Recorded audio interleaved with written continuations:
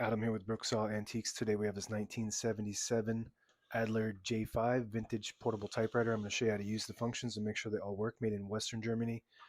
And this is one of the top typewriters of all time. It's not on the radar usually, but top collectors will rank this as number one a lot of the times.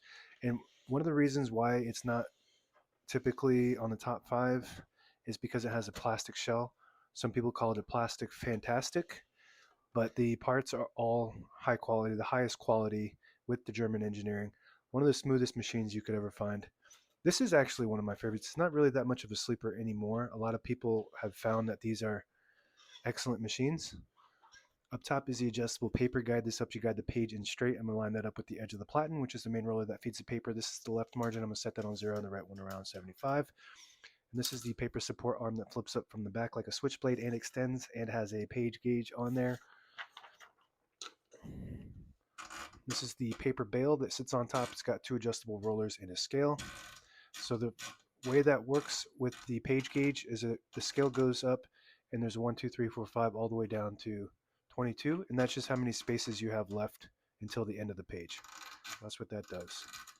Olympia SM9s also have that, also made in Western Germany, one of the top typewriters of all time as well.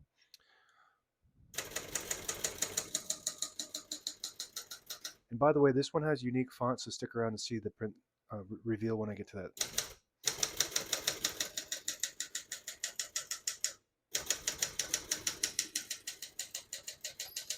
Once you hear the bell, you're near the end of the margin. Hit this line space, gets you back to the beginning, and skips 1, 2, or 3. Right now we have it on single. It skips 2 half spaces if you have it in the middle on double. Skips 3 half spaces. It's actually 1.5 space, and then you have it on double space. It skips 4 half spaces. So we're just going to keep that on single for now and finish typing.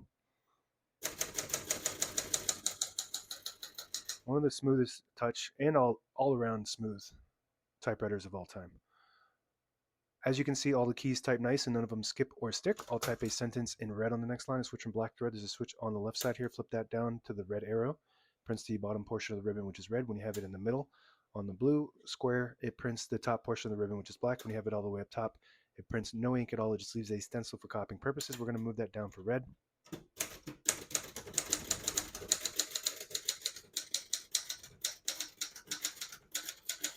Beautiful. Smooth as butter. And this has row number 88, typeface Esquire. So I believe it's close to the Congress. I'm not sure if it's exactly the same, but this is a row 88 pica, 10 characters per inch, Esquire, which is the font of Adler. They all have similar fonts but different names per brand. To pull the page out easier, there's a switch on the right side. Flip that towards you. It unlocks the rollers underneath the platen, allowing you to pull the page out easier or load thicker paper like carbon copy or cardstock. Make sure you flip that back before you load the next page or else it won't load correctly. I'm going to flip this down for now and put the color back on black. Shift on each side, a shift lock on the left. To clear that, just hit the shift button again. MR stands for margin release. When you get to the end of the margin, there's a mechanism that blocks you from printing. Hit that MR button, does allow you to type past that all the way to the end. Very good. Backspace on the right side. Very smooth. This is just fun to just type on and function because it's so smooth. Tab on the top right. Right now we have tab set on 10 space intervals. And it has a fast action tab set and clear right next to it. I'm just going to clear each one of those tabs. But I always like to set a tab somewhere in the middle so that way when you hit the tab button it doesn't go slamming all the way to the end. Even though it has a super smooth glide, I always set one somewhere in the middle so when you hit the tab button it doesn't go slamming all the way to the end, causing wear and tear on your typewriter. So, oop, that didn't set. Let's try that again. There we go. All right, what else do we have on the, I think that's it. So we're going to open the hood from the front. It's got 2 springs that it hooks down to in the front with this plastic fantastic top. And this is flexible. You don't want to flex it too much because it's plastic. And they just tried, this is,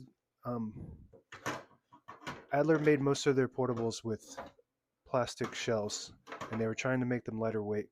And as you can see, the interior on this thing is just some of the best quality machinery that you could possibly make.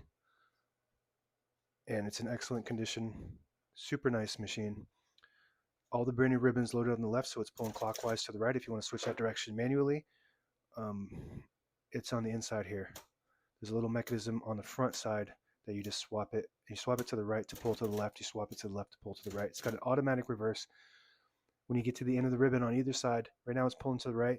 It'll pull on this little ribbon guide on the back side, and as you're typing, it'll switch the direction to the side it needs to go to. And you have to type while it's doing it. And if you don't have an eyelet, you could tie a knot on about 6 to 10 inches away from the end of your ribbon, and that should work the same. So we do want it to go to that side for now. Doesn't really matter. It's going to swap on its own eventually. Touch control on the left side, there's a minus and a plus sign right here. Right now it's on the minus sign, and the higher up you go, the more tension there is when you hit the keys. You do have to hit the keys harder for them to print, but they respond faster. It's got 3 options. So you got all the way down to the minus, in the middle, and then all the way up to the plus. And the J4s, I don't think, so the J2, 3, and 4 don't have the touch control. That's one of the only differences. And I think some of them didn't have that tab. So the J5 is the flagship, and then all the other J's are just a little bit more streamlined, but the same basic awesome performance. And this is my favorite part, is this carriage glide. This is as smooth as you can get with a typewriter glide, besides maybe, I think it was an Optima that has the vertical carriage rails. That it's just a little bit, it's pretty much the same smoothness, but it's a little bit lighter. But like a baby could push this. It's so light and smooth.